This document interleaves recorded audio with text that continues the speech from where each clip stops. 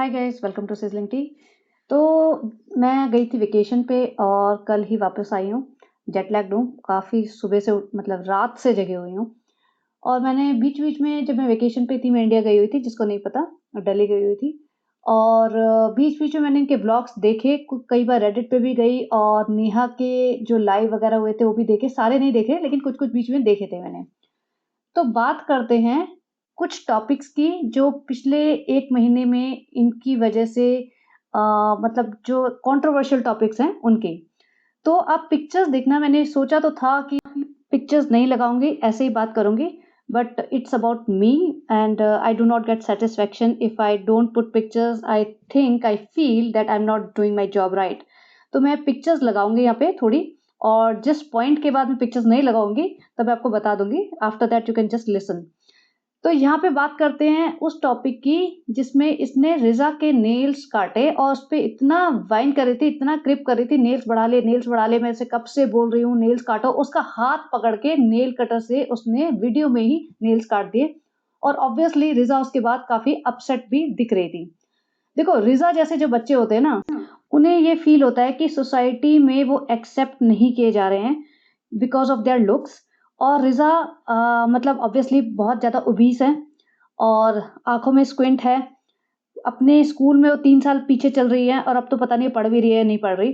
तो ऑब्वियसली उसको बहुत ज़्यादा मेजर इन्फीरियरिटी कॉम्प्लेक्स है और इसी वज़ह से वो ना किसी से आई कॉन्टैक्ट बना के बात कर पाती है, हर समय हँसती रहती है खिड़-खिड़ करके। और ये सब हमें पता है, तो इस पे ज़्यादा स्ट्रेच नहीं करूँगी। तो जो इस टाइप के लोग होते हैं ना, उनको मेजर इन्फीरियरिटी कॉम्प्लेक्स होता है, उन्हें लगता है कि we will never be loved, nobody loves them. और सबसे ज़्यादा बच्चे को कौन प्यार करता है? उसके पेरेंट्स। तो जब पेरेंट्स से ही प्यार नहीं मिला उन्हें, तो दूसरे लोग कैसे प्यार करेंगे? तो पेरेंट्स से प्यार नहीं मिला, ऑब्वियसली उसके कोई फ्रेंड सर्कल नहीं बनने दिए इन्होंने, क्योंकि ना उसको कहीं जाने की छूट है, ना कोई इसके घर में आ सकता है। और अब मतलब अपोज़िट जेंडर से तो प्यार मिलना वैसे ही मुश्किल लग रहा है, क्योंकि जिस तरीके से उसका लाइफ़स्टाइल चल रहा है, जिस तरीके से वो पल-बढ़ रही है, तो वो भी वहाँ वहाँ पर भी कोई सीन दिख नहीं रहा है। तो इसको यही लगता है कि नोबडी लव्स मी। तो इसका इन्फीरियरिटी कॉम्प्लेक्स भी चल रहा है, प्लस प्यार भी नहीं मिल रहा, कोई केयर भी नहीं करता, वो क्या खा रही है, क्या पढ़ रही है, क्या पढ़ रही है, नहीं पढ़ रही है, सुबह कितने बजे उठ रही है, रात को सो रही है, कहाँ सो रही है, मतलब किसी को कोई फ़र्क ही नहीं पड़ता। उसकी एक्ज़िस्टेंस से किसी को कोई लेना-देना नहीं है, बस वो घर के काम करती रहे, ये है। तो ऐसे में उसको जब मेजर इन्फीरियरिटी कॉम्प्लेक्स है ना, तो उसको अपने नेल्स-वेल्स बढ़ाने में इंटरेस्ट आया होगा। तो आपने देखा होगा नेल पेंट के चक्कर में लगी रहती है। चालू अपी से इतना भी बर्दाश्त नहीं हुआ कि उसको 2 मिनट का सुकून और खुशी मिल जाए। उसको उसमें भी परेशानी हो गई, उसे लगा कि मैं अपने कुकिंग के वीडियो बना रही हूँ या कुछ भी कर रही हूँ, मेरे गंदे-संदे नेल्स हैं, मैं नेल पेंट नहीं लगा पा रही हूँ, क्योंकि ऑब्वियसली उसको मतलब बर्दाश्त नहीं होता होगा। और यहाँ मैंने जो पिक्चर्स लगाए हैं ना, वो आप देखते जाना। ये पिक्चर सालू अपी के व्लॉग की ही है, ये इसका ही हाथ है, कोई बहुत पुरानी पिक्चर नहीं है। इसमें आप देख सकते हो नेल्स अच्छे खासे बड़े हुए हैं। इसके बाद भी मैं पिक्चर्स लगाती जाऊँगी, जो कुछ पुरानी पिक्चर्स हैं और कुछ तो व्लॉग्स की ही हैं। और ये सब मेरे पास, मैं कि पिक्चर्स लेती हूँ, स्क्रीनशॉट्स लेती हूँ, तो मेरे पास थे, ऐसा नहीं है कि मैंने जाके इसके सारे व्लॉग्स या पुराने व्लॉग्स देखे हैं। तो ये सारे मेरी कलेक्शन में, जो पिक्चर्स की कलेक्शन वाक़ई तो मैं डिलीट भी कर देती हूँ, लेकिन उनमें से निकाले हैं मैंने। तो आप देखते जाना, पिक्चर्स में इसके नेल्स बड़े हुए हैं और इसने जो ड्रामा किया था कि हमें तो इस्लाम में ये है, वो है, नेल्स नहीं बढ़ा सकते, वज़ू नहीं होता, ये नहीं होता, वो नहीं होता। ना ये इस्लाम के बारे में ज़्यादा जानते हैं और ना इन्हें कुछ भी फ़ॉलो करना है। जितना भी जानते हैं ना, वो भी फ़ॉलो नहीं करते होंगे। ये सिर्फ़ यूट्यूब पे पैसा कमाने का धंधा है इनका। और रिज़ा से मतलब सोचो, रिज़ा जैसी लड़की जो अपनी पूरी ज़िंदगी इसके लिए नौकरी-चाकरी करती आई है, इसकी नौकर बनी बैठी है, इसका बच्चा पाल रही है, और जब वो खुद बच्ची थी और सालू अपी की शादी भी नहीं हुई थी, तभी भी इसके जूते-चप्पल पहनाती थी, बिस्किट उसको हाथ में पकड़ाती थी और मतलब इतनी खड़ी गुलामी करती थी ना कि कोई सोच भी नहीं सकता। या पिक्चर्स देखते जाना, इसके हाथ के नेल्स बड़े हुए हैं, ये इसकी जवानी की पिक्चर है और इसमें मैं क्लोज़अप भी लगा रखे हैं मैंने कुछ, और फुल पिक्चर भी लगा दूँगी। लेकिन अब रिज़ा से इसको इतनी परेशानी होगी कि रिज़ा के हाथ भी खूबसूरत ना लगे। भई रिज़ा खूबसूरत तो दूर की बात है, उसके हाथ भी खूबसूरत नहीं लगने चाहिए। तो आप देखते जाओ पिक्चर्स में, इसके खुद के नेल्स बड़े रहते थे, वो एक्सेप्टेबल है, तब तक इन्हें इस्लाम की नॉलेज नहीं हुई थी। इस्लाम की नॉलेज तो भई यूट्यूब स्टार्ट करने के बाद ही हुई है ना, जब भाभी ने अपना दिमाग लगाया है कि भैया भाभी को पता है, भाभी टीवी एक्ट्रेस रह चुकी है, भाभी जान को पता था, फैज़ा बेगम को पता था कि क्या बिकता है मार्केट में। क्योंकि टीवी सीरियल में वही दिखाया जाता है ना, वो पब्लिक की नब्ज़ पकड़ते हैं, क्या चल रहा है, पब्लिक को क्या पसंद आ रहा है, वो सारा एनालिसिस उनके पास होता है, तो उन्हें पता होता है कि आजकल मार्केट में क्या चल रहा है, क्या पब्लिक देखना पसंद कर रही है, वो दिखाएँगे। तो भाभी जान को तो समझ आ गया था कि भैया इस्लामिक बने रहो, पूरे कट्टर इस्लामिक बने रहो, वही हम दिखाएँगे, वही हम बेचेंगे और उसी से खाएँगे। तब इन्होंने दुपट्टे-वुपट्टे ओढ़ लिए और सब ड्रामा शुरू हो गया। तो बात ये है इस्लाम की और हराम की। तो अब ये देखो गुच्ची का जो बैग है इसका, इसमें इसके नेल्स कितने बड़े हुए हैं, ये खुद बंद कर रही थी गुच्ची का बैग। तो ये सारी कहानियाँ ना सब झूठे मक्कार, फ्रॉड एक नंबर के और बच्चों को इस कदर गुलाम बनाया हुआ है कि वो कुछ अपनी मर्ज़ी से कर ही नहीं सकते और बातें करेंगे भाई-बहन है, हम तो भाई-बहन है, बहन है। कहती है बहन है मेरी तो मुझे इसको समझाना फ़र्ज़ बनता है। लेकिन पढ़ाई में क्या हो रहा है, उसके लिए बताना फ़र्ज़ नहीं बनता। सिर्फ़ आके ये बोला जाता है कि पढ़ाई इम्पोर्टेंट नहीं होती। भई तुम्हारे घर के काम करते रहो, पढ़ाई-वढ़ाई से कोई लेना-देना मत रखो, पढ़ाई इम्पोर्टेंट नहीं होती। उस टाइम बहन इसको याद नहीं आती कि मेरी बहन है, मुझे इसको समझाना मेरा फ़र्ज़ है, मैं इसे समझाऊँ क्योंकि मैं नहीं पढ़ पाई तो देखो मुझे क्या-क्या झेलना पड़ा। तो अपनी बहन को जो मुझसे ये सालों अप्पी से कम 15 साल छोटी होगी रिज़ा।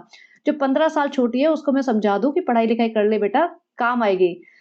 लेकिन नहीं, वो सब ज़रूरी नहीं है, हेल्थ बिगाड़ दी, दिन-रात तुम नौकर बने रहो, ना सोने के लिए जगह, ना उठने के लिए मतलब नहाने के लिए बेटी खाला के घर जाते हैं, नहाना भी अलाउड नहीं है इसके घर में, ऐसी नौकर बनी हुई है। और बात हराम की करें तो इसने अपने ज़माने में क्या-क्या किया था, ये आँख मार-मार के टिकटॉक पे वीडियो बनाती थी, पब्लिक वीडियो, जो कोई भी देख सकता है। सनी के ऊपर बैठ-बैठ के इसने ये सब ड्रामा किया जहाँ जबकि रिज़ा सामने बैठी है सोफ़े पे। जब ये वहाँ गई है उम्रा पे तो इसने ये सब खजूर-वजूर चूसते हुए के वीडियो बनाए हैं और वीडियो बना के रिलीज़ भी किया है। ऐसा नहीं कि अपने रूम में बैठ के जो भी कर रही है, कर रही है। तो वीडियो रिलीज़ भी करे हैं। तो और वो सब सही है। और मतलब इस्लामिक नॉलेज जो आई है ना इनके 3-4 साल से ही आई है। उससे पहले तो ये सिर्फ़ नाम के ही मुस्लिम थे। उससे पहले तो भई नाच-गाना, पार्टी में जाना ये दीपिका कक्कड़ और सबा इब्राहिम है जो किसी पार्टी में नाच रहे हैं। तब ये सब एक्सेप्टेबल था, घूमना-फिरना और लोगों को गले लगाना, वो सब एक्सेप्टेबल था, लेकिन नेल्स बढ़ाने में इनको सारा का सारा क्या हराम होता है और क्या हलाल होता है, वो याद आ गया और नेल्स खुद बढ़ा रहे हैं तो चलेगा, लेकिन रिज़ा को ज़रा-सा भी कॉन्फिडेंस ना आ जाए, कहीं नेल्स बढ़ा के उसको ऐसा ना हो कि अब मेरे मेरे अंदर कॉन्फिडेंस आ रहा है, मुझे थोड़ा-सा अच्छा लग रहा है। मतलब किसी को अच्छा भी फ़ील नहीं होने देते ये लोग। भाई-भाभी का एक्स्ट्रा मैरिटल अफ़ेयर चल रहा था। चलो एक्स्ट्रा मैरिटल छोड़ भी दो, लेकिन भाई बिना शादी के एक लड़की के साथ रह रहा था इन्हीं की बिल्डिंग में, तो as a son, as a brother वो कैसे एक्सेप्टेबल था?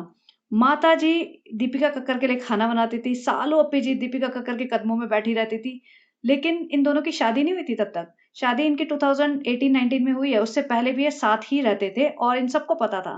तो वो एक्सेप्टेबल है, वो हराम नहीं है। लेकिन नेल्स बढ़ाने में पूरा आसमान टूट गया। नेल्स कैसे बढ़ा लिए, उसमें ही सारा इनका हराम और हलाल याद आ गया इन्हें।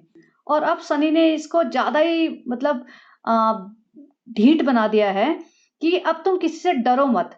तुम्हें कोई सफाई देने की ज़रूरत नहीं है। इनका ये सोचना है कि हम जो मर्ज़ी करेंगे, जो मर्ज़ी दिखाएँगे और हमारी मर्ज़ी है, हमारी लाइफ़ है, तो कोई हमें रोकेगा-टोकेगा नहीं। फिर बात करती है हम तो इन्फ्लुएंसर हैं ना फ्रेंड्स, तो हम सोच रहे हैं कि इस टॉपिक पे बात करनी चाहिए। फ्रेंड्स बेटा हो या बेटी, इसने जो ड्रामा किया था ना बेटा हो या बेटी, इनके घर बेटी हो जाती ना तो आपको दिख जाता, सबके शक्ल पे रोना आ जाता।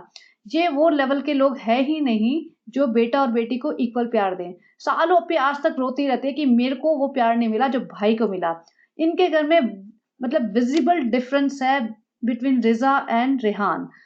भले आज के टाइम पे वो दोनों नौकर बने हुए हैं, लेकिन अभी भी डिफ़रेंस है। रेहान को आज़ादी मिलती है, रेहान वो काम नहीं करता जो रिज़ा करती है। रेहान सानू भाई को जूते हाथ से नहीं पहनाता, रेहान कप लेके खड़ा नहीं रहता और रेहान सारे टाइम शायद उसके बच्चे के डायपर भी नहीं चेंज करता होगा, क्योंकि उनके पास एक परमानेंट जो नैनी बोलते हैं, नैनी सर्विस के लिए धर्मदादा वगैरह हैं। लेकिन यहाँ पे रिज़ा का तो हाल ही बेहाल है। रिज़ा को तो सोने के लिए बेड तक नहीं मिला है। तो जो लड़का-लड़की में डिफ़रेंस कर रखा है इन्होंने, इनके घर में साफ दिख रहा है। तो इनके अगर लड़की हो जाती तो इनका तो रोना निकल जाता। और इसने आईवीएफ कराया है। आईवीएफ में you can easily choose not easily but you can choose the gender by paying some money. And they knew before the delivery that it was a baby boy. और रिज़ा के गले में काला गमछा डाल दिया गया है, जबकि सबा इस उम्र में क्या पहनती थी आप सबको पता है, उसके इंस्टा पे आज भी उसकी यंग एज की फ़ोटोग्राफ्स हैं। यहाँ रिज़ा के गले में काला दुपट्टा डाल दिया गया है just to please her audience. उसको ना अच्छे कपड़े पहनने को दिए जाते हैं, जबकि रेहान को अच्छे कपड़े पहनने को मिलते हैं। ब्रांडेड क्लोथ्स पहनता है वो और उसको ऑब्वियसली रिज़ा से मतलब बेटर फ्रीडम मिलती है। लेकिन रिज़ा को तो लिटरली मेड बना के रखा गया है जब से हैदर हुआ है ना, तो इतना ज़्यादा विज़िबल है कि हर एक इंसान को अगर ये कहीं चली जाए ना, जब बताए नहीं कि ये लड़की मेरी कज़न है, हर इंसान ये सोचेगा कि ये इसकी मेड है। अब दूसरे टॉपिक पे बात करते हैं, बेटी खाला और खालू के बारे में, बच्चों के बारे में। तो इसमें मैं पिक्चर्स चेंज नहीं करूँगी, सिर्फ़ यही पिक्चर लगी रहने दूँगी।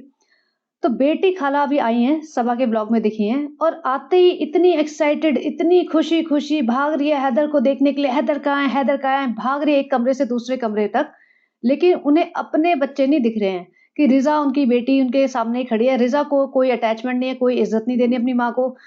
और तो और, रेहान तो अपने पिताजी से मिला तक नहीं है। रेहान के पिताजी जब आने वाले थे, उससे पहले ही दीपिका उसे लेके भाग गई। और अब रेहान के पिताजी इतने महानालायक इंसान हैं कि अपने बेटे से मिले बिना ही वापस कतर चले गए। तो ऑब्वियसली ऐसा नहीं है कि ये बहुत कैज़ुअली हुआ है। रेहान के पिताजी को पता चला होगा कि भई दीपिका और शोएब ने जानबूझ के उसे वहाँ से दूर किया है, उनके आने से 1-2 दिन पहले, ताकि वो उससे मिल ना पाए। और अब इसी जिद में या इसी चिढ़ में वो उससे मिले बिना चले गए होंगे और अब 99% इनफैक्ट 100% श्योर हूँ कि उन्होंने दूसरी शादी कर रखी है और इसीलिए अब उन्हें इस फैमिली से कोई ऐसा खास अटैचमेंट है भी नहीं। और शादी करके हो सकता है बच्चे-वच्चे भी हों और पूरी फैमिली वहाँ पे हो जहाँ वो रहते हैं। और इस चीज़ का फ़ायदा इब्राहिम फैमिली ने अच्छे तरीके से उठाया है। उन्होंने रेहान को भड़काया होगा खूब पीछे से इब्राहिम फैमिली ने कि देखो तुम्हारा बाप कितना नालायक है, दूसरी शादी कर ली और अपनी बीवी को तुम लोगों को ऐसे छोड़ दिया है। बेटी खाला के पास गुज़ारे के लिए पैसे नहीं होते थे और ये सुना था कि वो मौदा से मतलब लोगों से उधार माँग-माँग के अपना गुज़ारा करती थी। तो जब हैदर हो गया, तो हैदर को एक परमानेंट नैनी चाहिए ऑब्वियसली रिज़ा तो है ही लेकिन रिज़ा तो भैया सबा जी का घर सँभालेगी, सबा जी को सँभालेगी तो हैदर के लिए भी तो एक परमानेंट पर्सन चाहिए। तो ये बाहर के लोगों को तो रखना पसंद नहीं करते क्योंकि भई इनका जो लाइफ़स्टाइल है ना बाहर के लोग पसंद ही नहीं करेंगे। उनके शेड्यूल से मैच नहीं करेगा इनका लाइफ़स्टाइल। तो बेटी खाला को परमानेंट नैनी की जगह प्लेस कर दिया गया और सुनने में आया रेडिट पे ही पता चला कि वो शायद 15,000 रुपए देती है। बेटी खाला को।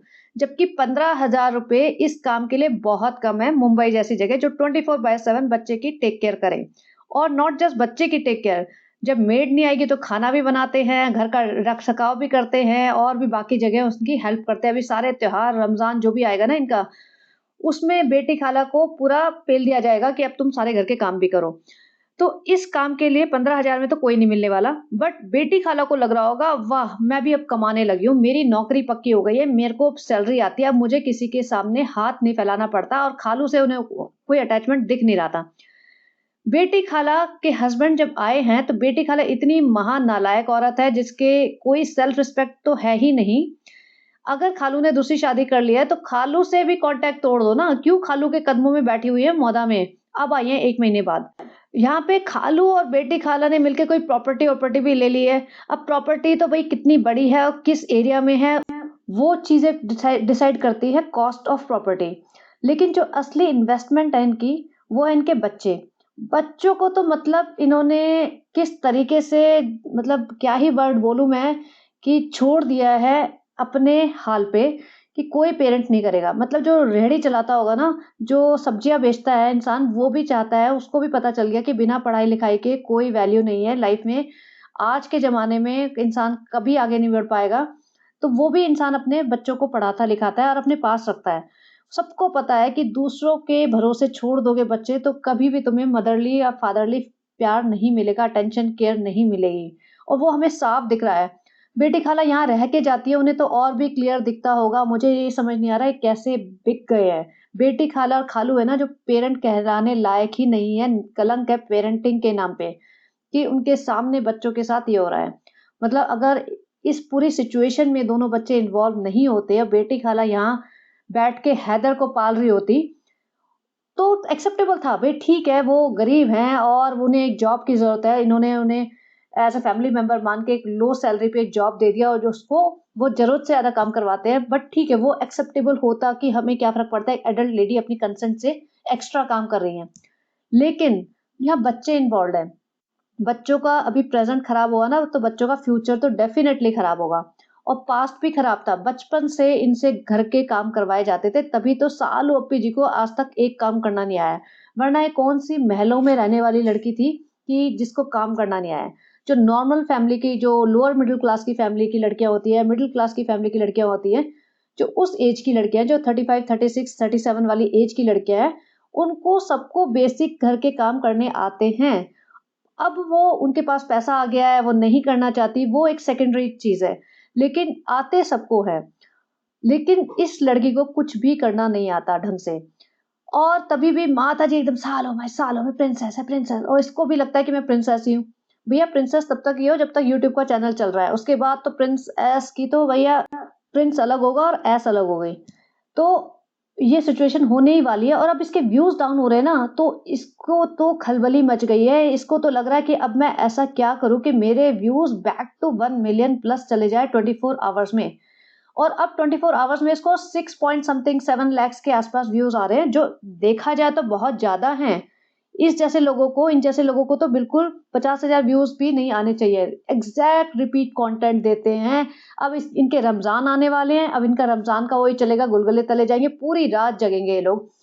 और किसी ने लिखा है कि फरवरी में बोर्ड एग्जाम्स होते हैं, तो इनके अकॉर्डिंग रिजा अभी 12th में है और मुझे तो लग रहा है वो फेल वेल हो चुकी है और कहीं पढ़ाई वढ़ाई करने जाती नहीं है। और आप सबको पता होगा कहीं नहीं जाती है, लेकिन अब ये अच्छे से एक्सपोज होगी, क्योंकि फरवरी में अगर बोर्ड एग्जाम्स हैं और फरवरी में रमजान आएंगे, तो ये कैसे दिखाएगी, कैसे बचेगी और कितने दिन बच जाएगी। ज्यादा ज्यादा 3 4 महीने मैक्सिमम, क्योंकि जब रिजल्ट आएगा तो पब्लिक पूछेगी रिजल्ट दिखाओ भाई, उसके बाद क्या करे वो तो बताओ। तो ये फंसने वाले हैं अपने ही जाल में। और हर इंसान जो झूठ बोलता है ना, एक झूठ को छुपाने के लिए, जो कहावत है ना, एक झूठ को छुपाने के लिए तुम्हें 100 झूठ बोलने पड़ते हैं। तो वही चीज है, इस झूठ में ऐसा उलझेंगे कि खुद का गड्ढा खोद रहे हैं अपना, और उसी में गिरेंगे, बुरी तरीके से गिरेंगे। और गिरना भी चाहिए, इसी लायक है। ये कोई सिंपैथी के लायक नहीं है कोई भी इंसान। शोएब इब्राहिम पे मुझे थोड़ा सा पहले ये लगता था कि ये बंदे ने चलो थोड़ा अपना काम किया है, और इसका यूट्यूब चैनल भी, मतलब सेपरेट यूट्यूब चैनल है, कुछ तो कर रहा है, कुछ तो कमा रहा है। लेकिन जिस दिन उसने कहा रिजा रेहान को बिठा के कि इनको इनको इंस्टाग्राम की जरूरत नहीं है, तुम्हें बताओ बच्चों बताओ चाहिए तुम्हें, और दोनों ने मुंडे हिला दी कि नहीं हमें नहीं चाहिए, उसी दिन पता चल गया था ये महा फ्रॉड मक्कार इंसान है, एक नंबर के। मतलब कौन कपल है ये, दोनों के दोनों। फैजा बेगम का दिमाग इतना चलता है, इतना चलता है, उसने पूरा नैरेटिव सेट कर रखा है। मुझे लगता है उसके पास पूरे 1 साल की स्क्रिप्ट है। अभी जो हस्बैंड वाइफ बैठ के ज्ञान बांट रहे थे, शोएब इब्राहिम और दीपिका कक्कर सफेद दुपट्टा सर पे डाल के ऐसे बैठी हुई थी, और जनाब ने बोला है कि ये टॉपिक बार बार डिस्कस हुआ है, हम कहना तो नहीं चाह रहे थे लेकिन अब लगता है अब टाइम आ गया है। बच्चों के फ्यूचर के बारे में नेहा फैजी का मैंने जो कल वाला पॉडकास्ट था वो सुना, जिसमें वो डिस्कस कर रहे थे कि भाई इन्होंने बच्चों का फ्यूचर डिसाइड किया, इन्हें अपना फ्यूचर तो पता नहीं है। तो बिल्कुल सही बात की है जनाब, इतनी बड़ी बड़ी बातें कर रहे हैं, दीपिका इतनी बड़ी बड़ी बातें करी कि देखो हम बच्चों को पूरी फ्रीडम देते हैं कि वो अपना फ्यूचर खुद चुन सके। इन्हें अपने नेल्स बढ़ाने की फ्रीडम नहीं है, इन्हें अपनी मर्जी से कहीं बाहर जाने की फ्रीडम नहीं है। रिजा रो रही थी कि सालों पे मैं कहीं जाने नहीं देती, सनी भाई सालों पे तो मैं कहीं निकलने नहीं देती घर से, हमें कहीं जाने नहीं देती, हम क्या लाते हैं, वो सब ड्रामा कर रही है। इन्हें अपनी मर्जी से सोने की उठने की इजाजत नहीं है। ये अपना फ्यूचर चूज करेंगे, ये अपना फ्यूचर सेलेक्ट करेंगे कि हमें क्या बनना है। भाई तुम किसको बेवकूफ बना रहे हो? पब्लिक मतलब इतनी अंधी थोड़ी ना है तुम्हारे प्यार में। पब्लिक, बहुत सारी पब्लिक आज भी अंधी है, जिसकी वजह से तुम रोटियां सेक रहे हो, जिसकी वजह से तुम्हारे यहाँ रोज बिरयानियां पक रही हैं। अदरवाइज तुम्हें भी घर से बाहर निकल के मेहनत मजदूरी करनी पड़ेगी, क्योंकि किसी और चीज का टैलेंट तुम्हारे अंदर है ही नहीं। और इसी वजह से ना, उसी अंधी पब्लिक की वजह से तुम आज भी रेलेवेंट हो। ये लोग ये बात कर रहे हैं कि भाई रिजा और रेहान में डिफरेंस है, हर बच्चे में डिफरेंस है, और तो ये सारा के एजुकेशन का क्रेडिट खुद ले रहे हैं कि सारा बहुत अच्छा पढ़ती है। और जनाब ने बोला कि देखो उनको ना एजुकेशन के लिए पैसा चाहिए था, सारा के एजुकेशन के लिए पैसा चाहिए था, वो इतना अच्छा कमाते नहीं है, वेल ऑफ नहीं है ताकि सारा को पढ़ा सके। तो फिर मैंने स्टेप इन किया और मैंने कहा कि उसकी एजुकेशन का खर्चा सारा, मतलब जिम्मा मैं लेता हूँ। वाह, स्लो क्लैप।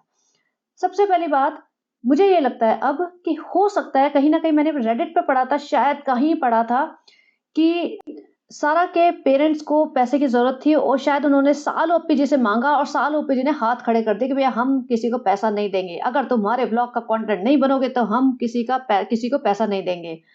तो उसने मना कर दिया। तो शायद जनाब को पता चला होगा और जनाब ने थोड़ा-सा उसका फ़ायदा उठाया। अब देखो इनकी लाइफ़ सिर्फ़ कंटेंट पे डिपेंड करती है। कंटेंट चाहिए तो इनको पैसा मिलेगा। तो कंटेंट कहाँ से आएगा? अब सालू जी ने सारा कंटेंट मौदा का अपनी साइड खींच रखा है। सारी खालाएँ, सारे खालाओं के बच्चे सारे इसके घर में डेरा जमाए रहते हैं और इसको कंटेंट प्रोवाइड करते हैं और वो पैसा छापती है। तो जनाब को पता चल गया कि भई बेटी खाला तो वो इस साइड आने वाली है नहीं, मुश्किल है तो नाज़ा खालों को इस तरफ खींच लिया जाए, पैसा ही तो देना पड़ेगा। अगर आप देखो कि सारा के नाम पे इन्होंने जितने व्लॉग्स बनाए हैं, जनाब के और दीपिका की बात कर रही हूँ, अगर आप पुराने व्लॉग्स देखोगे तो सारा के बर्थडे का नाम पे, सारा के और नाज़ा खाला के नाम पे इन्होंने व्लॉग्स बनाए हैं। जितने व्लॉग्स बनाए हैं, जितना पैसा कमाए हैं आज तक, फ्यूचर की बात नहीं हो रही, सिर्फ़ आज तक, उतना पैसा भी उसका 50% भी वो सारा की एजुकेशन पे लगा देना, तो भी पैसा बच जाएगा। क्योंकि कितने की एजुकेशन होगी उसकी इंजीनियरिंग की कॉस्ट। मुझे नहीं पता आजकल कितनी कॉस्ट होती है इंजीनियरिंग की, लेकिन अगर वो भोपाल के किसी मीडियम से एवरेज से कॉलेज से इंजीनियरिंग कर रही है, तो 7-8 लाख, 10 लाख इससे ज़्यादा तो नहीं होगी। 10 लाख से तो बहुत ज़्यादा पैसा कमा चुके हैं सारा के नाम पे, नाज़ा खाला के नाम पे। और पिछले कई ब्लॉग में आप देखो ये भोपाल जाते हैं तो नाज़ा खाला को बुलाया जाता है, नाज़ा खाला भागी-भागी आती है, दौड़ी-भागी अपना सामान-वामान बाँध के कि इनके लिए मैं मिठाई लाई हूँ, सूट लाई हूँ और इसके बच्चे के कपड़े लाई हूँ और फिर उनको अपने घर लेके जाती है, उनको खाना खिलाती है तो पूरा व्लॉग बनता है वहाँ पे। अदरवाइज़ ये भोपाल जाएँ तो इनके पास कोई कंटेंट नहीं है दिखाने के लिए। तो जनाब ने नाज़ा खाला को अपनी साइड खींच लिया। नाज़ा खाला जो सालू जी के ब्लॉग में आती है ना, वो कहती है कि मैं आऊँगी, हाँ 2 महीने बाद आऊँगी, लेकिन वो आती नहीं है। तो ये भैया डील हुई है कि अब नाज़ा खाला और सारा सिर्फ़ सानू भाई के ब्लॉग में ही दिखेंगे। लेकिन आप ये देखो कि एक तो इसने अ, रेहान के स्टैमरिंग की बात उठाई और अब आई कुड कनेक्ट डॉट्स कि रेहान सच में स्टैमर करता है and that problem has not been solved yet. आप कभी देखना Rehan is not able to speak 2-3 sentences together while keeping an eye contact with somebody और इसी वजह से वो बचता फिरता है क्योंकि ऑब्वियसली अगर ब्लॉग में सामने देखेगा तो कंटिन्यूअसली बात करनी पड़ेगी। तो वो हमेशा 1-1 2-2 सेंटेंस वाली ही बातें करता है। तो ये उस चीज़ का मतलब एक्सपोज़ करना कितनी गलत बात है क्योंकि रेहान के फ्रेंड्स वगैरह देखते होंगे व्लॉग, कहीं न कहीं पूरे नहीं देखते होंगे, कभी-कभार बिट्स एंड पीसेस में देखते होंगे। और देखे या न देखे, रेहान तो 100% दिखता ही होगा कि मैं एक्सपोज़ हो रहा हूँ या मेरे बारे में बात हो रही है, तो मैं देख तो लूँ अपना कि कैसा लग रहा हूँ। क्योंकि टीनेजर्स बच्चे होते हैं ना, उनको बहुत ज़्यादा इस टाइप का कॉम्प्लेक्स होता है कि हम कैसे दिख रहे हैं, हम कैसे लग रहे हैं, कैसे पोर्ट्रे हो रहे हैं, तो वो देखता होगा। उसे कितना खराब लगा होगा, जब उसने ये देखा होगा कि सानू भाई ने उसके स्टैमरिंग की बात बाहर रख दी है। क्योंकि ये सब चीज़ें ना बहुत इंसान को लो फ़ील कराती है क्योंकि उसके अंदर एक जैसे कह लो कि इन्फीरियरिटी कॉम्प्लेक्स है और ऑब्वियसली इस बात को लेके उसको इन्फीरियरिटी कॉम्प्लेक्स होगा। मल्टीपल प्रॉब्लम्स है। सोचो पेरेंट्स के साथ नहीं रहता, पेरेंट्स से रिश्ते अच्छे नहीं हैं, जिनके साथ रहता है वो बिल्कुल नौकरों की तरह ट्रीट करते हैं। कोई दोस्त ऐसा नहीं है जिसके साथ ये मुझे लगता नहीं कि किसी के साथ अपनी पर्सनल प्रॉब्लम शेयर कर पाता होगा। बहन रहती है इसके साथ 24 घंटे वैसे, लेकिन बहन से कोई रिलेशन नहीं उन्होंने ठीक से बनने दिया, कोई बॉन्डिंग नहीं बनने दी। तो कोई है ही नहीं इनका अपना देखा जाए तो, वैसे सारे अपने हैं। वैसे तो माँ-बाप, भाई-बहन सब कुछ है इनके पास, लेकिन फिर भी कोई रिश्ता इनका स्ट्रॉन्ग नहीं है, जिसे ये अपना कह सकें। तो कितना मतलब लो लाइफ़ चल रही है इन दोनों बच्चों की। अब जो मेहर आई हुई है, वो भी तो बच्ची है और स्पेशली उस टाइम तो वो वहाँ थी, तभी भी जनाब ना सिर्फ़ 3 बच्चे अपने काउंट करने में लगे हुए हैं। और आपको क्या लगता है Ruhan and Rehan same page पे हैं? मतलब सेम लेवल पे हैं, सेम लेवल पे ट्रीट होंगे? नहीं। रूहान को तो नवाब बनाया हुआ है। रूहान तो मतलब पूरा 2-2 सर्वेंट्स के साथ पल रहा है, रूहान जो चाह रहा है वो हो रहा है, उसके साथ 24 घंटे एक नैनी जैसा जो सर्वेंट है उनका धर्म दादाजी हैं, वो रहते हैं, पूरे टेक केयर करते हैं। लेकिन रेहान तो भैया पता नहीं कहाँ घूमता रहता है, कौन-सी दुनिया में खोया रहता है, उसकी हेल्थ देखो, वो अंडरवेट होता जा रहा है और इतना अनटाइडी लगता है, ऐसा लगता है वो 4-4 दिन नहाता ना हो और कोई बड़ी बात नहीं है, वो डिप्रेशन में भी हो सकता है। लेकिन इस बारे में कोई बात नहीं करेगा। डिप्रेशन में तो कह रहे इनका पूरा आईबी फैमिली है, पूरी फैमिली होएगी। मुझे लगता है कि सानू भाई नंबर 1 डिप्रेशन के शिकार होंगे, दीपिका कक्कर महा डिप्रेस्ड औरत है और सबा इब्राहिम को तो एंग्जायटी का लेवल ही उसका रहता है। इस पूरे गेम में जो एन्जॉय कर रहा है ना एट प्रेज़ेंट, वो है सनी। उसको मिल कुछ नहीं रहा है, लेकिन वो अब अपनी रईसी एन्जॉय कर रहा है, क्योंकि वो बेहद गरीब फैमिली से निकला हुआ है। तो वो अभी उसकी छोटी सोच है, उसको लग रहा है बैंक बैलेंस बने ना बने, मैं अभी तो एन्जॉय कर लूँ।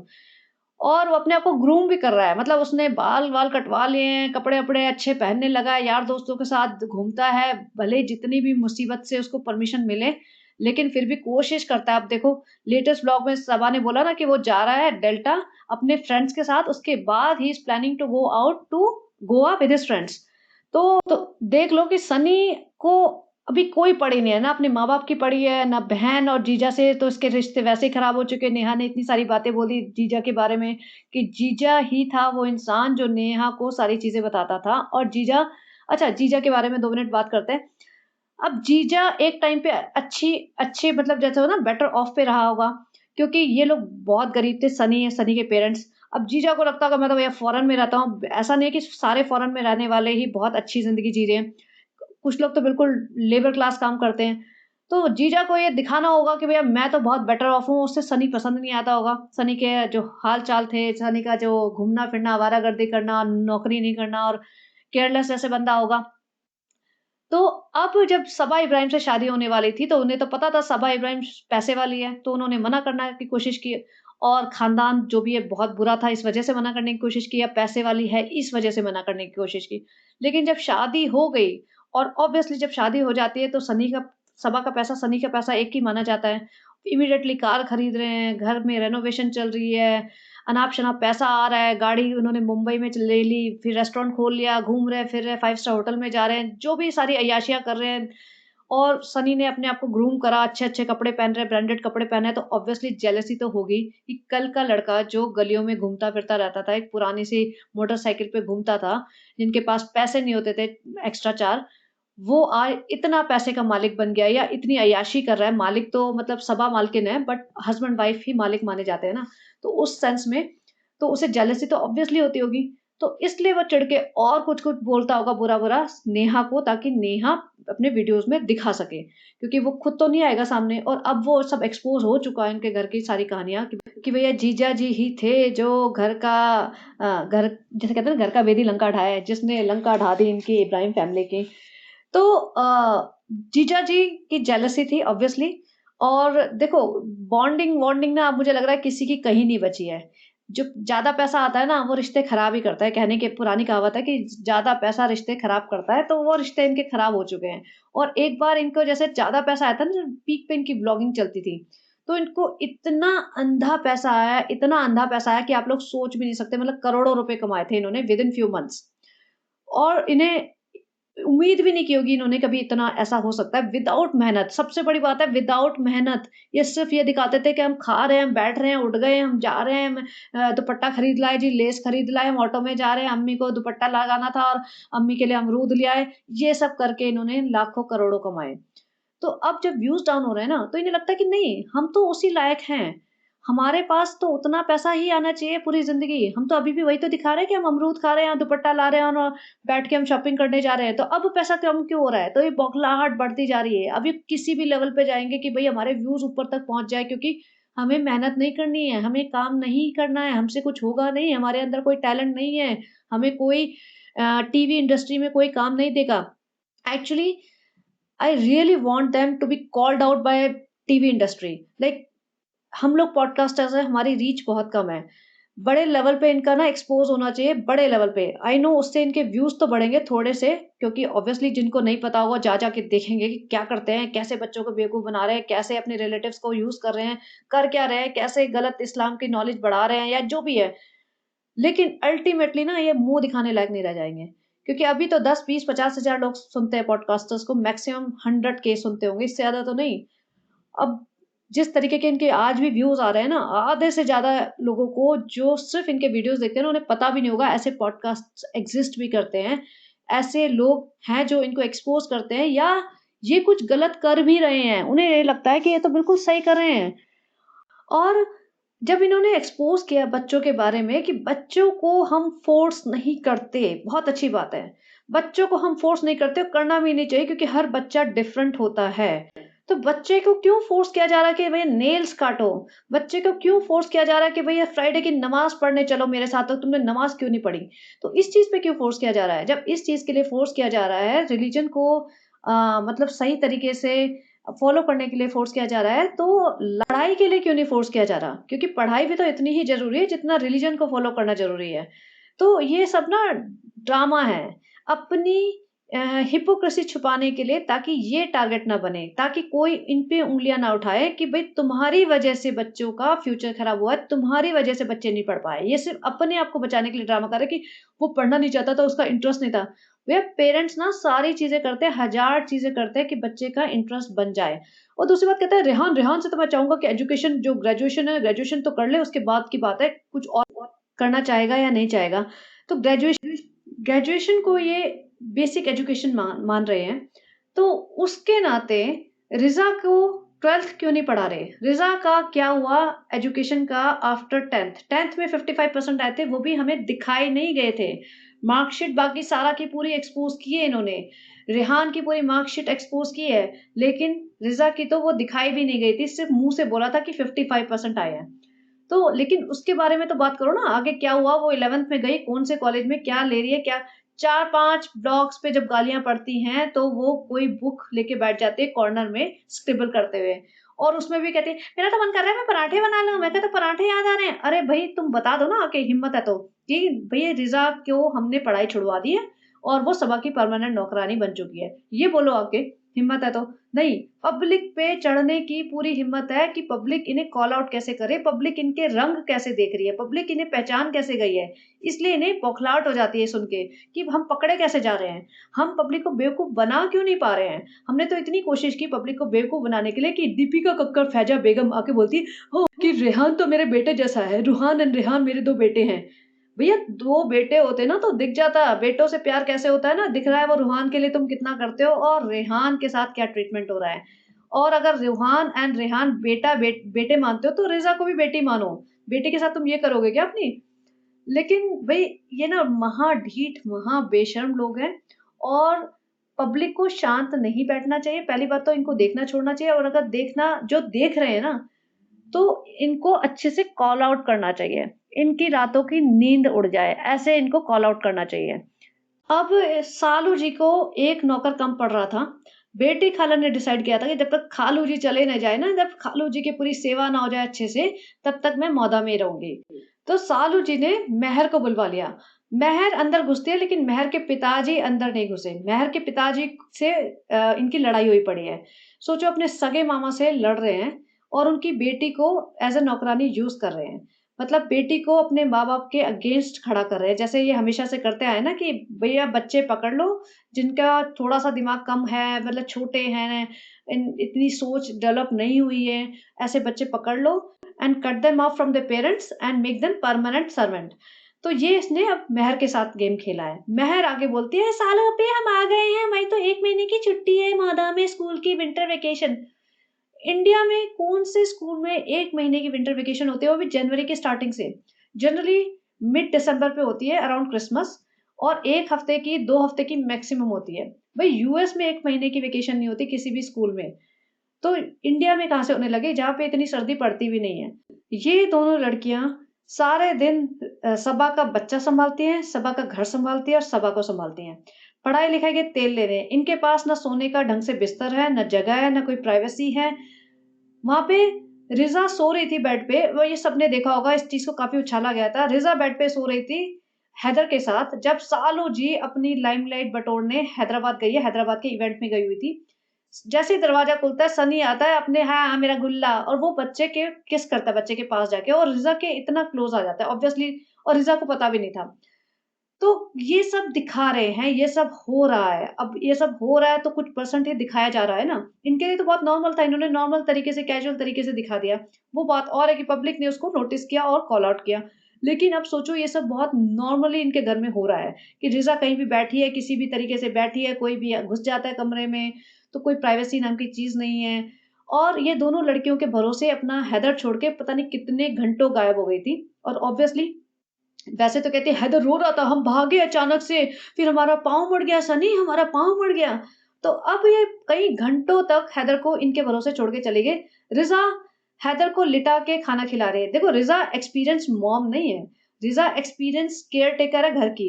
वो घर की चीज़ें सँभाल सकते हैं, लेकिन मॉम तो नहीं है ना, उसने छोटे बच्चे देखे हैं, पाले तो नहीं है, या घर में 4-5 छोटे बच्चे हो ना, उनके उनके सामने पल रहे हो, तो उन्हें थोड़ा बहुत आइडिया हो जाता है कि ऐसे पलते हैं। तो रिज़ा के लिए तो हैदर न्यू ही है। अब रिज़ा उसको लिटा के खिला रही है। जस्ट इमेजिन कोई सिचुएशन ऐसी हो जाए कि बच्चा चोक हो रहा है या कोई प्रॉब्लम हो जाए, तो ये दोनों लड़कियाँ क्या करती? इनमें इतनी अभी अकल नहीं है कि ये जाके रिसेप्शन को फ़ोन करें या मतलब कुछ भी हेल्प किसी से ले। तो ऐसी सिचुएशन में कौन रिस्पॉन्सिबल होता? सालू जी होती ना, हमारे हिसाब से तो सालू जी होती भई कि भई तुम अपना बच्चा ऐसे छोड़ के क्यों जा रहे हो? जिनको कोई अता-पता नहीं है कैसे बच्चा पालता है। बेटी गाला होती तो समझ में आता कि वो एक्सपीरियंस्ड लेडी है, वो सँभाल लेती। लेकिन नहीं, उसको पैसा छापना है। अब कहीं पे रेडिट पे न्यूज़ आई थी कि उसको 17 लाख रुपए मिले हैं और रेडिट पे उस न्यूज़ पे ही किसी ने कमेंट लिखा था कि इसीलिए ये लोग ट्रेन से ट्रैवल करते हैं, क्योंकि प्लेन से ट्रैवल करेंगे तो वहाँ पे चेकिंग वगैरह होती है और पकड़े जाने का डर है, क्योंकि सूटकेस में अगर बाय चांस वो स्कैन वगैरह करते वक़्त कहीं न कहीं खोल दिया किसी ने, तो 17 लाख अमाउंट ज़्यादा होता है, तो पकड़े जाएँगे और फिर इनसे क्वेश्चन हो सकता है, तो इसलिए ट्रेन से ट्रैवल करते हैं। That again makes sense.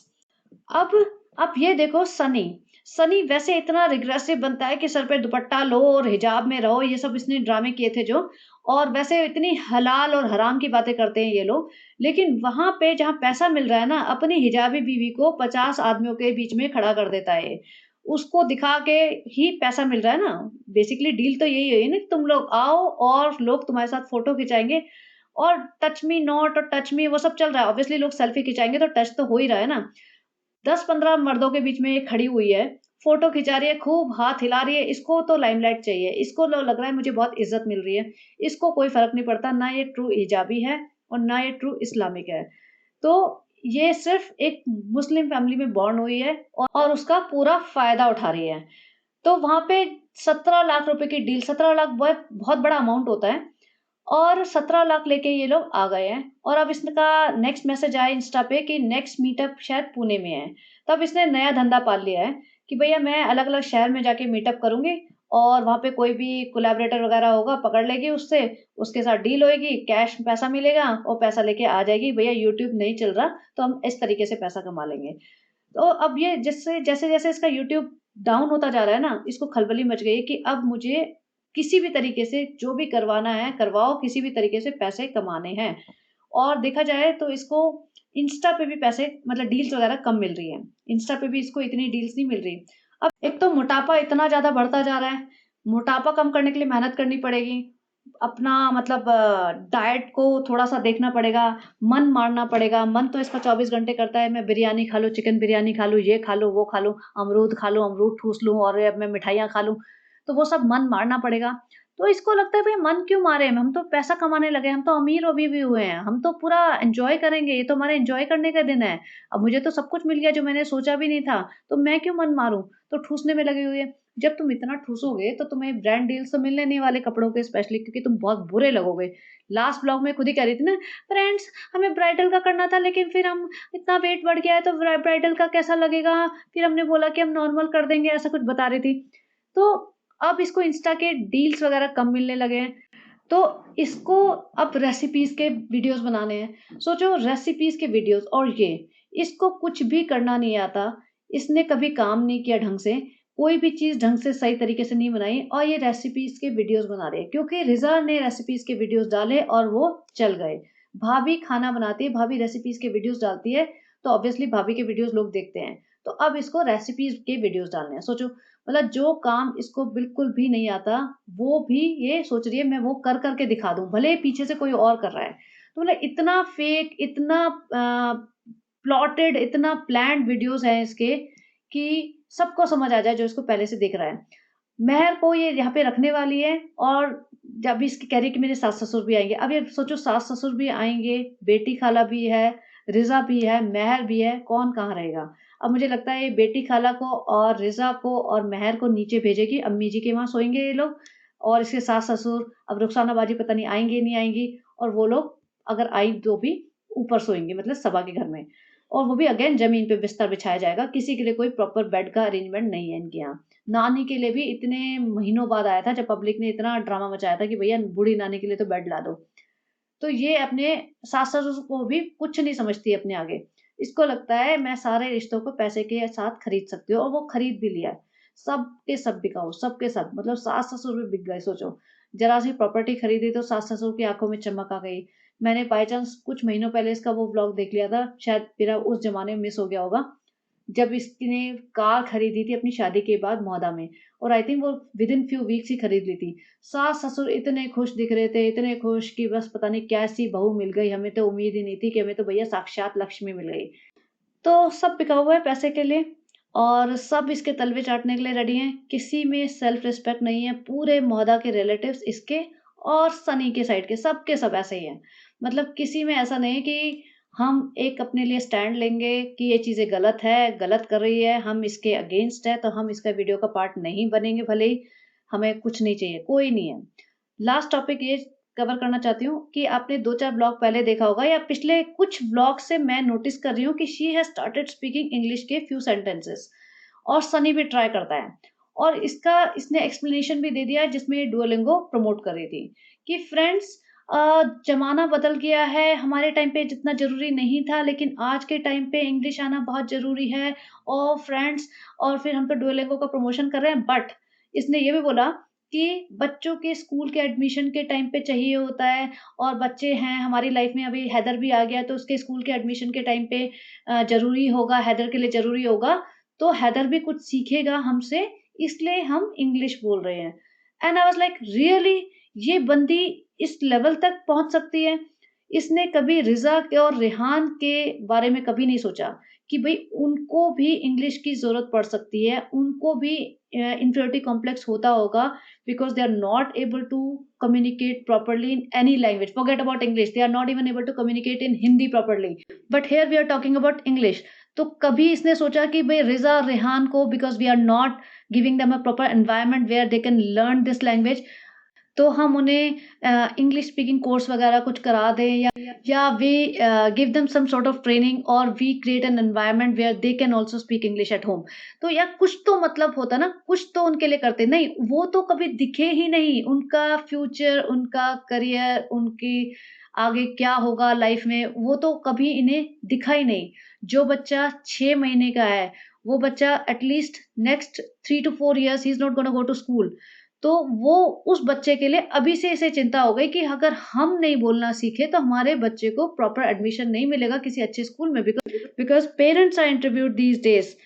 अगर आप किसी भी अच्छे प्राइवेट स्कूल में अपने बच्चे को एडमिशन दिलवाने जाते हो, तो पेरेंट्स का इंटरव्यू होता है to find out whether the kid is going to get a proper environment to study और नॉट।